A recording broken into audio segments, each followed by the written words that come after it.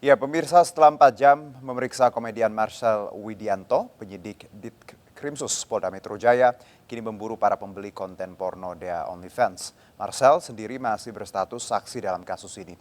Sementara dalam pandangan seksolog harus ada edukasi dari pihak berwajib bahwa meski untuk konsumsi pribadi, peredaran pornografi tak bisa dibenarkan.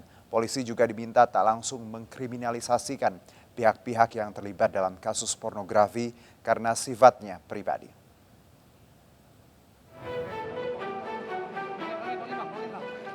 Penyidik Direktorat Kriminal Khusus Polda Metro Jaya memeriksa komedian Marcel Widianto selama 4 jam terkait 76 video porno Dea OnlyFans yang dibelinya. Meski berstatus saksi, tidak menutup kemungkinan Marcel akan dipanggil kembali untuk melengkapi berkas perkara kasus konten pornografi Dea. Setelah itu, penyidik akan mendalami lebih lanjut untuk menelusuri para pembeli lainnya selain Marcel. Iya, kan kemarin sebelumnya ada pacarnya Dea ya, kemudian saudara Marcel. Nanti penyidik akan mendalami lagi ya, dengan keterangan-keterangan dari beberapa orang yang sudah diambil keterangan. Tentunya nanti akan kita tentukan lebih lanjut. Sementara komedian Marcel sendiri mengaku membeli konten porno Dea lantaran kasihan saat tahu wanita 21 tahun itu mengalami kesulitan ekonomi. Ia pun merogoh koceknya hingga 1,4 juta rupiah untuk mendapatkan satu Google Drive langsung dari pihak Dea tanpa melalui aplikasi OnlyFans. Meski mengaku untuk konsumsi pribadi, Marcel tetap meminta maaf atas perbuatan yang menurutnya tidak dibenarkan itu.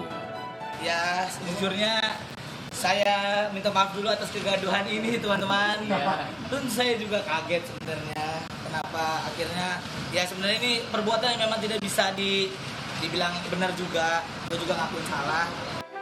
Sementara seksolog Zoya Amirin menilai pembelian konten pornografi Dea oleh Marcel adalah bersifat pribadi dan tidak perlu dijelaskan kepada khalayak. Namun Zoya juga menyoroti dampak psikologis mengkonsumsi konten pornografi.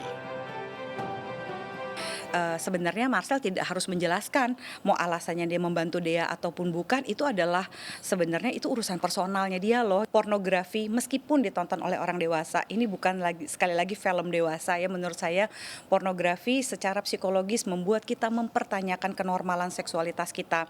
Kita jadi membandingkan gitu ya. Jadi nggak ada hal yang baik dari pornografi ini. Selain itu, menurut Zoya, kebiasaan melihat konten porno secara berkelanjutan dapat menyebabkan kecanduan hingga bahkan kerusakan otak. Dari Jakarta, tim liputan iNews melaporkan.